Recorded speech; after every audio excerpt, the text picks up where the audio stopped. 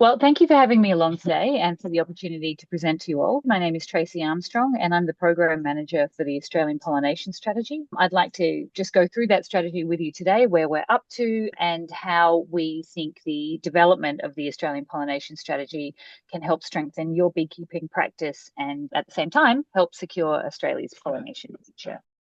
So over the next few minutes, we'll cover what the strategy is, why it matters specifically to Melbourne Beekeeping Club members, and most importantly, how you can be actively involved in shaping its direction. So this isn't meant to be a top-down initiative. It's being built with industry and community input, and your perspective is essential. And I just really love this picture. I think it's really beautiful. Some of you may already know who the Wheen Bee Foundation is. The Wheen Bee Foundation is an independent registered Australian charity dedicated to bee welfare. So the foundation promotes awareness of the importance of bees for food security, biodiversity and ecosystem health, and raises funds for research that addresses the national and global threats to bees. We engage with all levels of government, the apiculture industry, pollination-reliant food industries, universities, research organisations and communities. We fund vital strategic research, education and conservation initiatives that strengthen bees, improve pollination efficiency and increase food security and ecosystem health. So let's start with why we need a national strategy. You all know the numbers better than anyone. Honeybee pollination contributes around 14.2 billion annually to our agricultural economy, but this massive economic contribution is under unprecedented threat. We're facing challenges that no single operator, state, or even sector can tackle alone. As you know, of course, varroa mite has arrived and is spreading. Climate change is altering flowering patterns and creating more extreme weather events. Urban development continues to fragment and reduce the native vegetation that provides critical forage for our bees. Perhaps most concerning, our response to these challenges has also been fragmented. So each state, each sector, and each organisation has been developing their own approaches, sometimes without coordination. And the result is that we're working harder, but not necessarily smarter. We're duplicating efforts in some areas while leaving critical gaps in others. We need a coordinated, strategic approach that brings together all the expertise, resources, and commitment across Australia, and that's what the Australian Pollination Strategy aims to provide. So the Australian Pollination Strategy is being developed as a comprehensive national framework that addresses these coordination challenges. And it's not just about honeybees, although they're central to it, but about creating an integrated approach to all pollinators. So it isn't about creating another bureaucratic layer or replacing what's already working well. Instead, it's about creating alignment and amplifying the excellent work that's already happening across the sector. The strategy development team recognises that pollination security requires collaboration between beekeepers, farmers, researchers, government and conservation groups. It will aim to unite these diverse stakeholders behind shared pollination goals while respecting each sector's unique needs, expertise and contributions. The framework will focus on 4 key areas: optimising honeybee health and productivity, conserving native pollinators, improving pollination service delivery, and driving targeted research and innovation. So think of it as a roadmap that aligns everyone's efforts towards common goals while respecting each sector's unique needs and contribution. Your perspectives and expertise is essential to this process. We're talking about pollination. It's a pollination strategy, et cetera, et cetera. And I recognise that probably many members here don't engage in pollination services, so to speak. Honey may be the main focus of what you're doing. However, we do know that bees do pollinate everything that they're around. So what is good for the pollination strategies of Australian crops and ecosystems is also good for your bees, even if you're not engaging in formal pollination services. So I just want to preface that this is intended to support all bees, not just those who are engaging in pollination services across the nation. So the development of the strategy is a $2.64 million collaborative project led by the Wheen Bee Foundation. And the logos you see on the screen represent the key partner organisations who are supporting and contributing to this national effort. Together, they bring expertise from across pollination services, agriculture, research, natural resource management and policy, and beekeepers, of course. This collective approach is essential, as I've mentioned, as pollination underpins multiple sectors, and ensuring its security requires input from all corners of the system. So let's get specific about what this means for Melbourne Beekeeper Club members.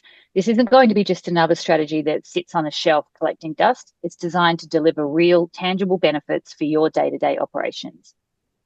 First, industry strengthening. With varroa mite now established in Australia, we need coordinated biosecurity responses that work across boundaries.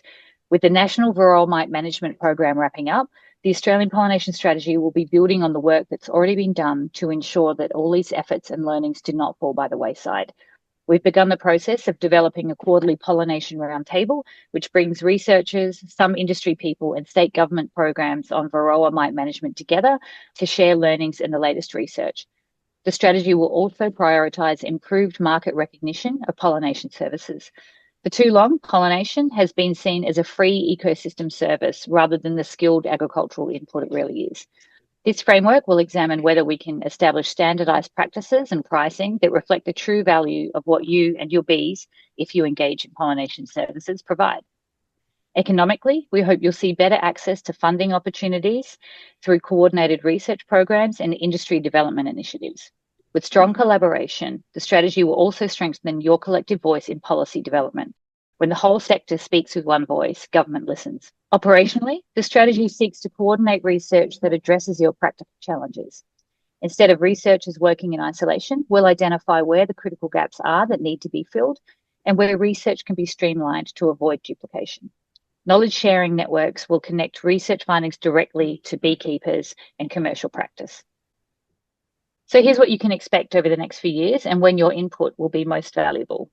The strategy implementation is carefully phased to ensure broad input and practical outcomes that build on each other. We're currently in phase 1, which runs through 2025. This is the foundation building phase, focused on stakeholder engagement and consultation. This is why your input today and in the future is so valuable. This is when we're actively shaping the strategy's direction based on needs and priorities. Phase 1 also includes the development of the Pollination Security Status Report, which is underway, and I'm hoping JP will help me speak about this in a minute, to understand exactly where we are now and what needs to be addressed.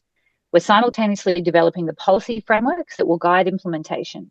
So phase 2 is next year, which is when we'll start developing the larger Australian pollination strategy, and we'll need your help again then to ensure that what we're designing is fit for purpose, yours and the other sectors that need to be involved.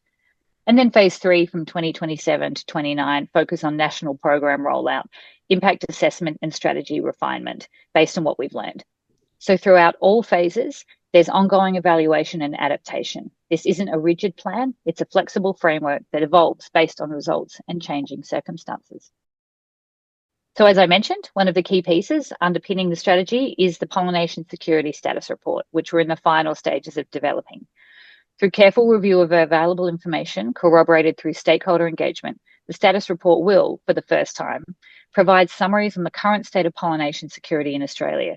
It will not only provide a snapshot of pollinators and pollination services as they relate to the requirements of horticulture and ecosystems, but most importantly, also consider the issues that will affect the relationship and the probability of these issues occurring. So it's not just about identifying problems, it's about providing the foundation for a roadmap to secure pollination into the future. As part of that, we'll be developing a future recommendations report template for regular future assessments as well, so it doesn't end up being just a once-off report that sits on a shelf, but something that can be adapted and used for the future. It will help to identify what data we have and what we'll need to ensure a secure pollination for the future. JP. So the status report is really trying to figure out where are we at the present time with pollination, looking at it from 4 different angles. The managed honeybees, obviously, they are very important, particularly important for the crops, but also participate in the pollination of ecosystems. We have the feral pollinators, and of course, most of those would be feral honeybees, and they will be affected by varroa, and if it comes into the country, the fogging virus. In those feral pollinators, we also include Asian honeybees and bumblebees, because they are imported pollinators that are now living freely. So they have that in common. Then we have the managed alternative pollinators, and those are the hoverflies and a variety of different flies that people are starting to use to pollinate particular crops, but they are often used in very specific situations, for example, in protected cropping systems, or to supplement honeybees in the almonds, for example, because they can fly when it's too cold for the bees to fly. So they're sort of provide an insurance for if the weather is too cold for the bees to fly effectively in almond pollination. And that's very much an embryonic industry that just started to become developed. And then finally, last but not least, all of the native pollinators and how they contribute to both the crops and the ecosystem pollination.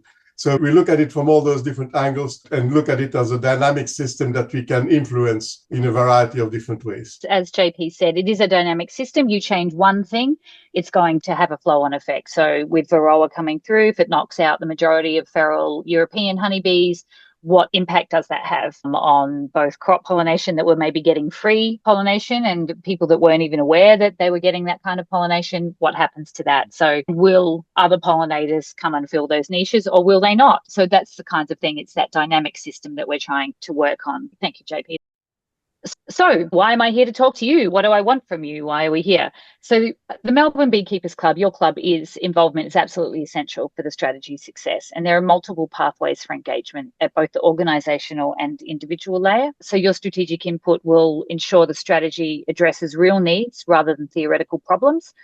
You understand the practical challenges and the economic realities of beekeeping better than anybody else. So we need you to participate in the consultation processes, provide your expertise and your priorities and your experience, what it's like for you, and help us to review and refine policy recommendations as they're developed. As research partners, you can help ensure that research is practical and translatable to the way that you operate. You can help identify the priority research questions that will make the biggest difference to your members' success. Your networks are essential and your credibility is invaluable for facilitating access to data and research sites and for supporting translation and extension. So we have all of these research priorities that we could identify, but what would actually be most useful to you? And then once we have that data and that research done, how does that translate? How do you want to be told about it? And in program delivery, again, your networks and credibility are invaluable for reaching and engaging other beekeepers across Melbourne to ensure that everyone gets the opportunity to be involved. Your policy advocacy role remains crucial. The strategy is intended to amplify your voice, not replace it. So it's about partnership, not displacement. The strategy works, or we hope it will work, through existing networks and relationships, not around them. So to make it easy, there are 2 QR codes on the screen. One that lets you sign up for monthly updates so you can stay in the loop as things progress. And the second one will take you to our Have Your Say portal where you can directly contribute ideas or flag priorities for your region or the pollination services industry. We'd love you to scan one or both and be part of the conversation. You can also find out what events we'll be at or how to take part in the public consultations that will be happening next year by visiting the Australian Pollination Strategy website. And you can find us on the Where to Find Us page on there. So, you'll be able to see if there are places that we'll be turning up to in person if you want to come and have a chat. Your immediate feedback during the engagement phase is crucial, and identifying your top priorities helps ensure that the strategy is relevant and addresses real challenges. And most importantly, helping us communicate the strategy's benefits to your members and connections so they can take advantage and have their say also. What would make the biggest difference to your members? What concerns do you have and what opportunities do you think we should prioritise? And you don't need to feel limited to formal feedback. Informal conversations and ongoing dialogue is just as important. The Wheen Bee Foundation team is committed to maintaining open communication throughout the strategy development and implementation process. So if there's nothing that occurs to you today, but later on you're thinking, oh, I think that this is something important that they should be focusing on, you are very welcome to contact us at any point, and we will definitely be taking all of that into account. But basically, the key message is that this strategy offers real benefits for your club and your members, but only with your active participation. So I encourage you to reach out with any questions, concerns or suggestions. And I look forward to working with the Melbourne Beekeepers Club to make the strategy a success. So thank you all again for the opportunity to speak to you. If anybody has anything that they would like to put forward as a concern or a priority, then now is the time. I'd love to hear it. We've got some questions. Great. What about you, Peter?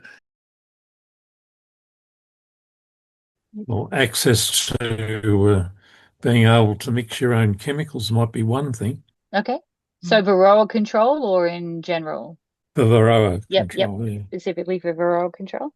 And you think that that would be a useful thing to have? Yes, New Zealand has it, and they seem to do quite well. What benefit would that give over the current kind of process that you have to follow?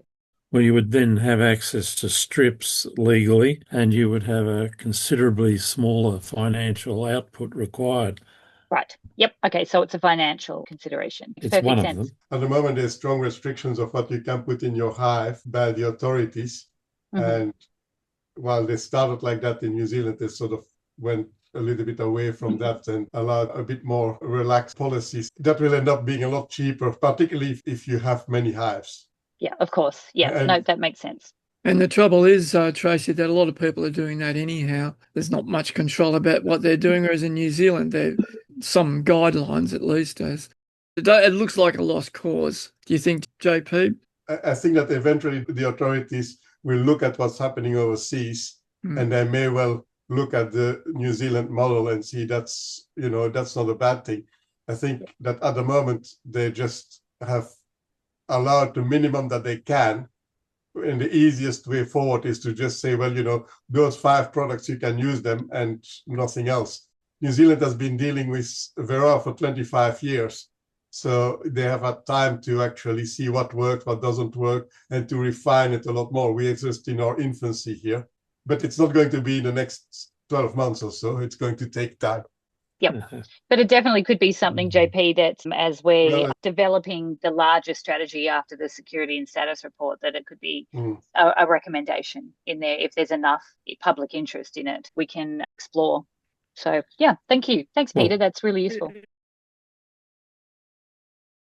How many commercial beekeepers are prioritising building their colonies and numbers just for purely pollination? At the moment, if we look at the whole of Australian professional beekeepers defined as 50 hives or more, 63% of their income is coming from honey production and hive products, and the rest is from pollination services. So it's still geared more towards honey production than towards pollination services. There are 2 companies that I am aware of that actually are focusing almost exclusively and prioritizing pollination. One is Tasmania Pollination Services, and they are a company that is a subsidiary of Bejo, which is a seed production company, and they are the largest Tasmanian beekeeping operation, about 6,000 hives a couple of years ago, a large operation, and they absolutely prioritize pollination because that's why they were set up. The problem that they have is that you need to pollinate the seed crops. So we are talking about carrots and onions and that sort of things at the same time as the leatherwood is being produced. And so there is this clash, and not a lot of professional beekeepers will give hives to pollinating the seed crops. Most of them will just go to harvest leatherwood honey because it flowers every year and it's very profitable to do that. So that's one operation. There is a large, I think it's called Duxton, that also has started a big apiary for pollinating almonds. Now, this being said, while their focus is on pollination, of course, they will have as a side product, they will have some honey, and they will sell their honey as well. But they really manage their hives specifically for pollination. And so they will feed it in the right time. They will select particular strains of bees that build up fast, that fly when it is cold, all of those things that pollinators value rather than the honey production. But they are a small minority. It is changing as far as we understand. It used to be majoritively honey, little bit of pollination, and that is changing. The balance is changing now. Yeah. So it's a good question, Rebecca, that we are seeing a change where some beekeepers are starting to move more towards pollination services. But if you think about it, if there is a limited number of beehives available countrywide, then over time, they will be used for pollination because you can import honey. You cannot import pollinators at the drop of a hat. So if there is a squeeze, it will go towards more and more pollination, which is exactly what happens in the United States, where they import most of their honey and they use their bees almost exclusively for pollination, with serious health consequences for the bees as well, which is a different problem. That's the direction that they have gone. And that's because you can import honey easily. You can't import pollinators. So you have to manage them locally. Does that answer your question, Rebecca? Yeah, so to circle back to bee health, considering the increase of stress on the bees, more people leaning towards pollination, what would be the implications? It is about nutrition for the bees, I think, and the stress. You can't just follow the crops around in a circle and expect a bee, which we don't do here anyway, because crops don't work like that, and expect the bees to be healthy at the end of it. This is a long-term trend. It's not going to happen next year or the year after. We're talking about, what's going to happen in the next 20, 30 years. Yeah. I think it's possibly more. We have to look at it at that sort of slow time frame. I think our biggest concern in the immediate future is really the impact of varroa and the consolidation that it will have on the beekeeping industry, where you have fewer larger players and quite a lot of particularly elderly professional beekeepers that are just going to say, this is all too hard, I'm going to sell my business to a large conglomerate. That's what happens in every other country after varroa came in. We expect that will be the same here in Australia. That's what's happened in New Zealand. That's what happens in many different countries, in the US, in Canada, you name it, lots of different places. Thank you very much, Tracie and JP. Strictly speaking, recreational beekeepers don't really play a role in that $14.3 billion of agricultural value of pollinators. That's correct, isn't it? Well, that's to be determined. Yes, you're not chucking in your bees into a managed bee system, but what we're trying to uncover is what is the mix that is currently happening with pollination. And it's almost impossible to say, of course, but most people don't understand what is the mix between, if they say they're not bringing any managed bees in at all, they're just relying on free pollination, so to speak. Is that feral bees? Is it wild, native pollinators? Is it bees from your hive that are traveling that far to pollinate? People don't actually understand their risk, and they just think the pollination happens. Do you have a pie chart on that? Do you have a sense of how that pie chart divvies up between the managed, the Duxtons and the managed corporations? Do you know what that pie chart looks like? Very few hobbyists will actually move their hives to horticultural operations, if any. A couple of years ago, there was a push of actually pooling a number of hobbyists that would then, put all their hives on a truck and truck them there. But economically, it's not really very worthwhile to move your hives from your backyard to go to the almonds or to go to the cherries and other things. So it's quite incidental in that way. Now, that doesn't mean that it should not be underestimated necessarily. And in cities, for example, they play a very big role, but not in the agricultural productions, as in, the big agricultural productions, the almonds, the avocados, the macadamia nuts, all of those type of things. It's because they don't move them hundreds of kilometers, most of the hobbyists.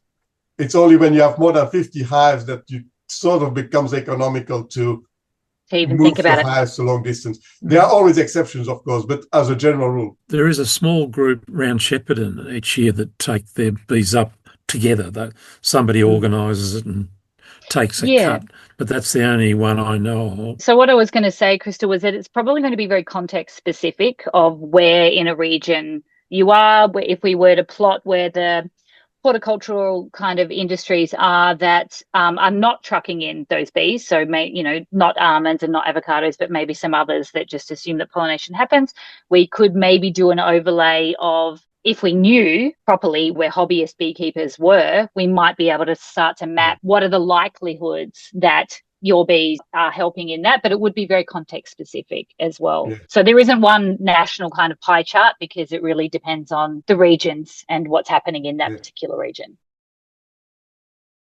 Are you seeing any possibilities around the self-pollination of our larger crops? So almonds, for example, I was speaking to someone in a corporate sector who says they're moving into self-fertilising almond trees because of these issues.